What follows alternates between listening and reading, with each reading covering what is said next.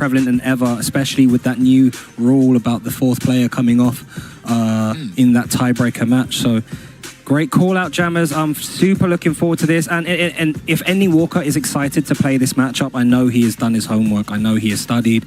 I expect him to block all the level 2s. But I have a feeling that this will be pretty dry, pretty slow-paced gaming until ENDINGWALKER gets the initial knockdown, and then we might see all hell break loose. I 100% agree with you there, Stengen. They are going to go in. All the young boys, they gravitate towards Ryu instead of Luke, but they are going to be going up against Juicy Joe here. One of the finest we have to offer in the European region. They're locked in, and you can see it here. Got to be watching out for those perfect parries on the projectiles to start things off. As with Punish, no cancel them. Yeah, saving his drive meter. Also, you get to see what your opponent likes to do on hit. Sometimes there are subtle tells. Not quite a scramble situation, not quite deep enough into the set so far to see that the OD, the Poacher, sets up. He done perfect parry into that as well, actually. That was pretty interesting. And then he's going to drive impact back, but thinks he was probably too far. If there's one thing ENDINGWALKER has down, Pat, is these perfect parries in these situations. He tries to do a fireball because he knows that Ryu can't travel across as fast, and that crouching medium kick from Juicy Joe was super smart. Hot kick that. Ooh, I'm not sure if a crouching jab would have caught that. That looked poorly spaced to me, but that's neither here nor there. Gets the stand fears, double stand fears actually. I like the catch in the backdash behind the forward medium cane with the OD fireball from ENDINGWALKER. See if that plays any more in the set once he blocks that -6 cane. Yeah, it's interesting how once their turns end is how they try to close the gap. Drive rush, walk forward, backdash creates some more space, so on and so forth. They like that, yeah, double fireball. Now just threatening in this range is ENDINGWALKER. When Juicy Joe does walk forward though, ENDINGWALKER obliges him and steps back. Not this time though, we're down in the corner. Good. I like that jab just in case of amnesia comes out. He's going to have to deal with this. Low, low. No. Oh, beautiful, perfect parry from ENDINGWALKER. The answer was there. The response doesn't have to spend any super. He punishes Juicy Joe for going for a flowchart offense on that level 2 activation. That was extremely bold because if he done the throw, he could have got the combo for the punish kind of throw on the Lavushka there, but that was a huge redev from ENDINGWALKER. Worked out and completely wasted the super art 2 as well, so no bar for Juicy Joe right now. Great call out, Jammers. Knew he was going to go for layer 1 stuff. As we get deeper into this set, we're going to see the player adjustments again and again and again, back and forth between these two players, but right now it is all ENDINGWALKER. Remember, we saw this matchup earlier today, and Denjin actually plays a very good part, especially when you have super meters stored up. You get the Denjin if you set it up, and then you get the Shinku Hadouken, or the Denjin Hadouken, I should say.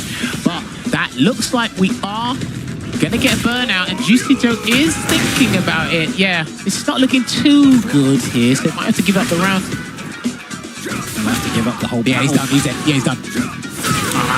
Every time I see it, like, you got plenty of drive gauge. It's just button Hashigeki, and that's like +6 true block string, something like that. So. Can you hear us?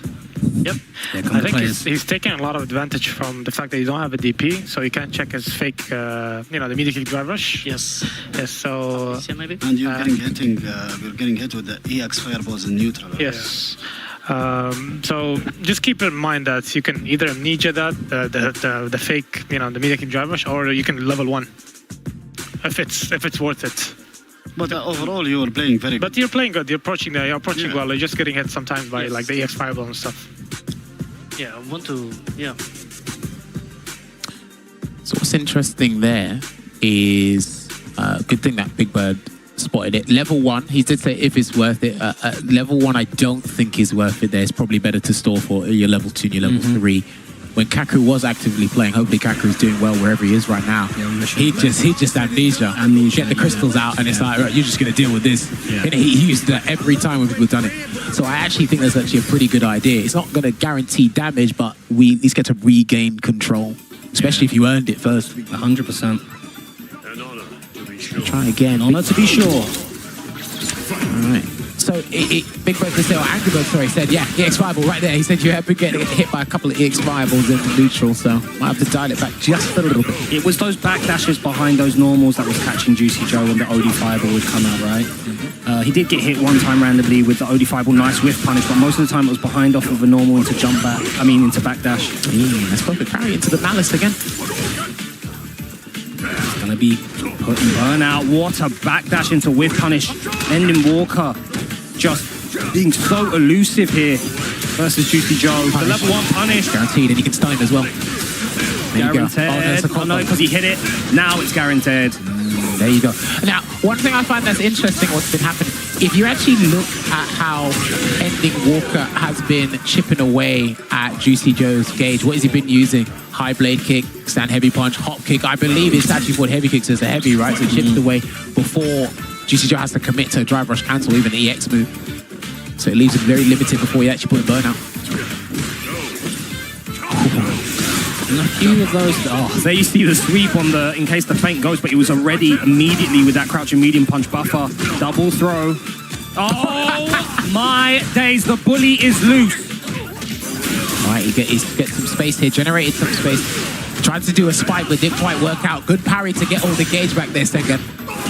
Super necessary parry there. Nice DP anti-air. He's just in his face completely.